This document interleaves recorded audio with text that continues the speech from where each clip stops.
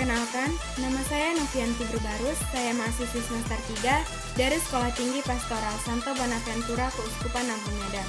Video ini saya buat untuk memenuhi tugas mata kuliah model pembelajaran KAP. Video ini berisikan video praktik mengajar dengan menggunakan model pembelajaran Discovery Learning. Model pembelajaran Discovery Learning adalah model pembelajaran untuk menemukan konsep, makna, dan hubungan kausal melalui pengorganisasian pembelajaran yang dilakukan oleh peserta didik. Adapun sintaks dari model pembelajaran Discovery Learning yaitu pertama persiapan, yang kedua stimulasi, ketiga identifikasi masalah, keempat mengumpulkan data, kelima pengolahan data, keenam pembuktian, dan yang ketujuh menarik kesimpulan. Adapun sistem penilaian dari model pembelajaran Discovery Learning yaitu yang pertama sikap. Tekniknya adalah observasi dan bentuk penilaiannya adalah lembar penilaian. Yang kedua, pengetahuan. Tekniknya adalah tes tertulis dan bentuk penilaiannya adalah uraian. Yang ketiga, keterampilan. Tekniknya adalah performance. Bentuk penilaiannya adalah praktik dan diskusi.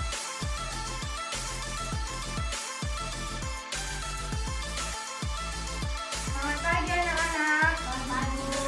Wah, kurang semangat nih. Kalau ibu bilang semangat pagi, jawabannya pagi luar biasa. Sekali lagi ya, semangat pagi anak-anak. Pagi luar biasa. Wah, mantap sekali. Bagaimana kabar kalian hari ini? Baik, Bu. Iya, syukurlah, mudah-mudahan kita selalu sehat dan dalam lindungan Tuhan. Ibu akan mengabsen kalian terlebih dahulu. Jessi, jadi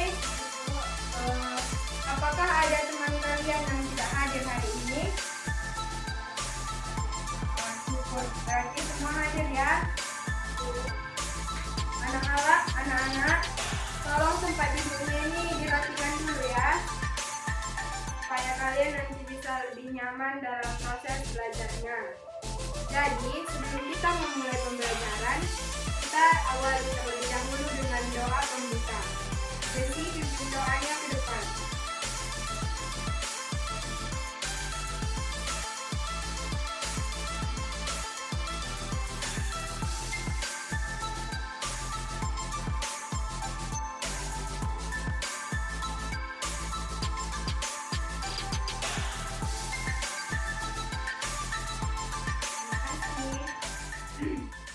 Anak, di antara kalian, adakah yang masih ingat apa yang sudah kita pelajari minggu lalu? Ayo Bu. Ya, Jenita. Minggu kemarin Bu Guru mengajarkan tentang gereja yang apostolik. Gereja bersifat apostolik dalam arti warisan imam firman yang kita dapati dalam kitab suci dan tradisi suci dilestarikan, diajarkan dan diwariskan oleh para rasul. Oh, mantap. Jadi, pada pertemuan minggu lalu, kita telah mempelajari tentang gereja yang apostolik, di mana gereja didirikan di atas para rasul. Gereja bersifat apostolik karena strukturnya, yaitu diajar, dikuduskan, dan dibimbing oleh para rasul melalui pengganti-pengganti Petrus sampai pada kedatangan Kristus kembali. Siapakah yang disebut pengganti-pengganti Petrus itu? Dialah yang kita sebut sebagai hierarki. Sehingga di pertemuan hari ini kita akan membahas lebih dalam tentang hierarki dalam gereja Katolik, yaitu ada para rasul, ada uskup, ada paus, imam, dan diakon. Adapun kompetensi dasar yang akan kita pelajari hari ini adalah yang pertama, diharapkan kalian mampu untuk bersyukur atas fungsi dan peran hierarki dalam gereja Katolik. Yang kedua, kalian diharapkan untuk mampu bertanggung jawab pada fungsi dan peranan hierarki gereja. Yang ketiga, kalian mampu memahami sifat-sifat gereja sebagai dasar panggilan untuk rasul dan memperjuangkan nilai-nilai kerajaan Allah. Dan yang terakhir, kalian mampu melakukan aktivitas seperti menuliskan refleksi atau doa tentang fungsi dan peranan hierarki dalam gereja Katolik. Adapun tujuan dari pembelajaran kita pada hari ini yaitu 1. Memahami susunan struktur hierarki gereja Katolik. Yang kedua, memahami fungsi dan peran hierarki dalam gereja Katolik. Yang ketiga, melakukan aktivitas seperti doa atau refleksi tentang fungsi dan peranan hierarki serta kaum awam dalam gereja Katolik. Anak-anak, di antara kalian, adakah yang pernah melihat Bapak Paus? Pernah, Bu. Lalu, apakah kalian pernah melihat uskup secara langsung? Pernah, Bu Guru. Bagus sekali. Kalian tahu siapakah nama uskup kita? Tahu, Bu. Wah, bukan seperti itu, Nak. Nama uskup kita adalah Monsignor Cornelius Payung. Dialah yang menjadi uskup kita. Tapi bagus sekali. Lalu, apakah yang membedakan antara uskup dengan paus?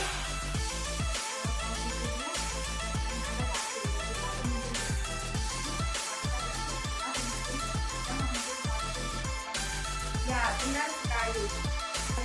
Paus adalah pemimpin tertinggi agama Katolik yang berada di Vatikan. Sedangkan uskup adalah jabatan berimam Katolik yang telah dipilih dan dilantik oleh Paus untuk memimpin keuskupan. Jadi anak-anak, untuk lebih memahaminya, silahkan kalian perhatikan gambar berikut. Gambar yang ibu sajikan ada diakon, ada imam, ada uskup, ada paus, dan rasul Petrus. Coba kalian perhatikan. Ibu beri kalian waktu 2 menit untuk melihat gambar ini. Nah, setelah kalian melihat gambar ini tadi, adakah di antara kalian yang ingin bertanya? Saya, Bu. Ya, Jenita. Saya ingin bertanya, Bu. Jadi saat ini kan kita belajar tentang hierarki. Sebenarnya hierarki itu apa sih, Bu? Lalu siapa Rasul Petrus, Paus, uskup, imam, dan hierarki itu apa, Bu? Ya, pertanyaannya bagus sekali, Jenita. Tapi sebelumnya, adakah di antara kalian yang bisa membantu Jenita untuk menjawab pertanyaan? Ya, Jessy. Ini adalah urutan tindakan kata bukan kata. Petrus adalah salah satu murid Yesus yang dipilih untuk menjadi ketua para rasul. Paus adalah pimpinan tertinggi agama Katolik. Itu adalah orang beriman Katolik yang sudah dilantik oleh Paus untuk memimpin keuskupan. Imam adalah orang yang sudah dilantik oleh uskup. Sebenarnya dalam diakon adalah pelayan uskup dan ya, mantap sekali. Tepuk tangan untuk Jessi.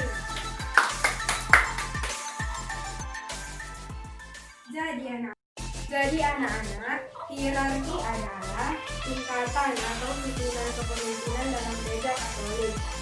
Sedangkan paus adalah wakil khusus untuk seluruh gembala secara universal. Uskup adalah jabatan yang beriman Katolik yang dipilih dan dilantik oleh paus yang telah ditunjuk untuk memimpin keuskupan. Imam adalah pelayan para uskup dalam melayani umat Allah. Sedangkan diakon adalah rahmat tahbisan yang terendah dalam kalangan hierarki. Sampai di sini, adakah kalian yang masih ingin bertanya? Saya, Bu. Ya, Jessi silahkan. Lalu gimana kok letak toleransi ini sudah, Bu? Nah, untuk menjawab pertanyaan dari teman kalian, maka kita akan masuk ke dalam kelompok diskusi. Ibu akan membagi kalian dalam 2 kelompok. Jenny dengan Jessi.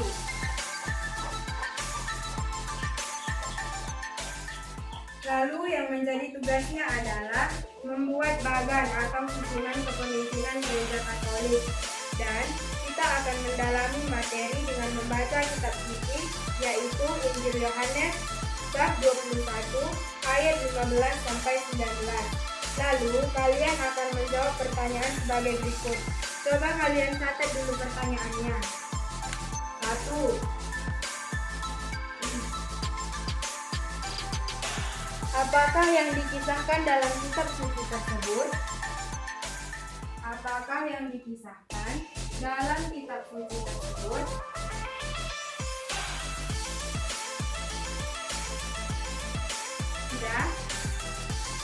Pertanyaan yang kedua, apakah yang ditanyakan Yesus kepada Petrus?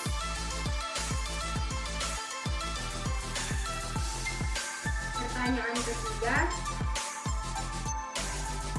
apa jawaban Petrus?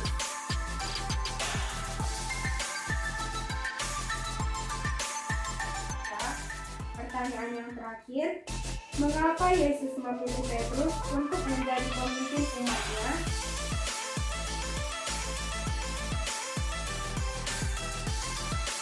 Anak-anak, baiklah, Ibu akan memberi kalian waktu 10 menit untuk mendiskusikan pertanyaan yang sudah Ibu berikan.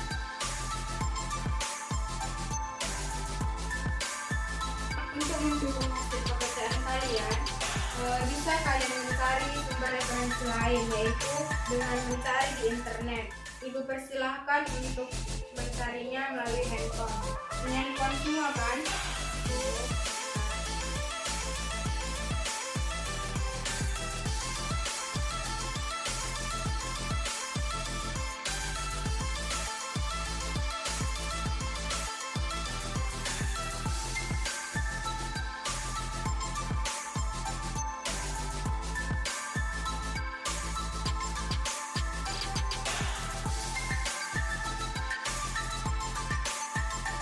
Anak-anak, baca dulu kitab suci.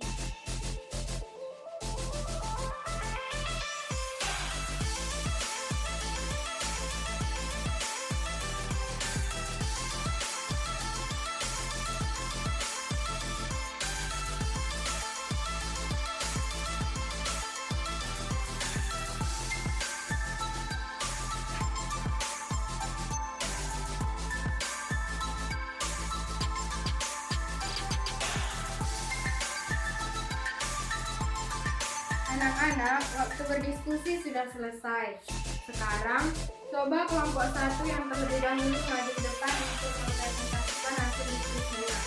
Hanya perwakilan saja. Dari kelompok 1, perwakilannya siapa? Silakan presentasikan.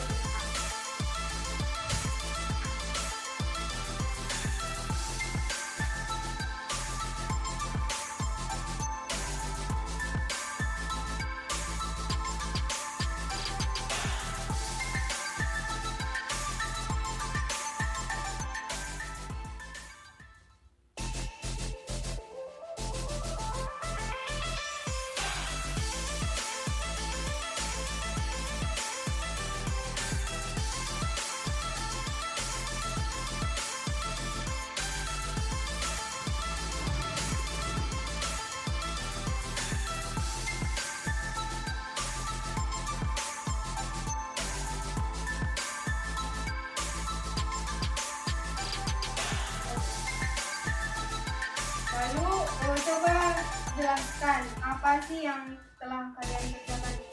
Menjelaskannya, dalam dalam diri kita berbicara, pertama, dalam darah itu, yang kedua tahu,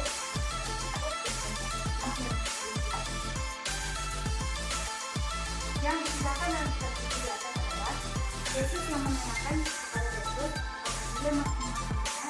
Yesus menyuruh Petrus untuk mempertanggungjawabkan dosa-dosanya. Kedua, yang dilakukan Yesus kepada Petrus adalah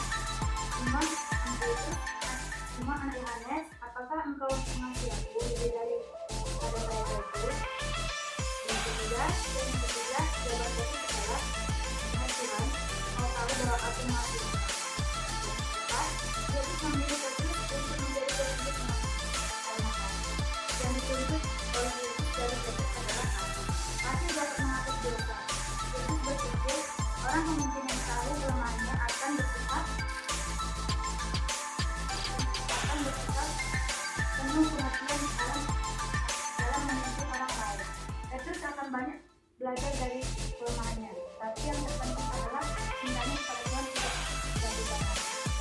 Oke, baik sekali. Terima kasih untuk kelompok 1. Tepuk tangan untuk kelompok 1. Adakah dari kelompok lain yang ingin menanggapi kelompok 1? Oke, baiklah. Jika tidak ada, kita Lanjut ke kelompok 2.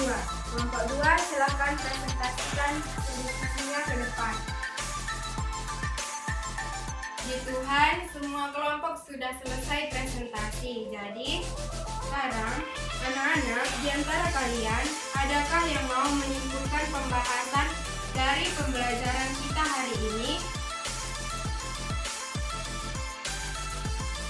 Ya, jadi silakan. Susunan hierarki dalam gereja Katolik adalah dengan pada uskup, kedua paus, ketiga uskup, keempat imam, dan kelima adalah ya. Oke, luar biasa sekali. Tepuk tangan untuk Jessie. Jadi anak-anak, hari ini kita sudah belajar tentang hierarki dalam gereja Katolik. Hierarki dalam bahasa Yunani yaitu hierarki, yang artinya asal-usul suci atau tata sucinan. Kepemimpinan dalam gereja Katolik yang kita sebut sebagai hierarki. Lalu, susunan hierarki dalam gereja Katolik yaitu yang pertama ada Dewan Para Uskup, yang kedua paus, ketiga uskup, keempat imam, dan yang terakhir tingkatan hierarki yang terakhir yaitu diakon. Baiklah anak-anak, demikianlah hasil pembelajaran kita pada hari ini. Mari kita anak-anak, demikianlah pembelajaran kita pada hari ini. Sekarang kita sama-sama untuk doa penutup. Jenny, silakan pimpin doanya ke depan. Aku dalam doa Dalam nama Bapa dan Putra dan Roh Kudus. Amin.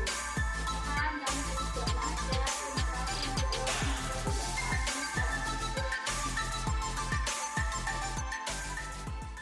Amin. Dalam nama Bapa dan Putra dan Roh Kudus. Amin. Anak-anak, sampai di sini pertemuan kita pada hari ini, dan jangan lupa membaca materi berikutnya, yaitu tentang kaum awam dalam gereja Katolik. Oke? Sampai ketemu minggu depan. Selamat siang.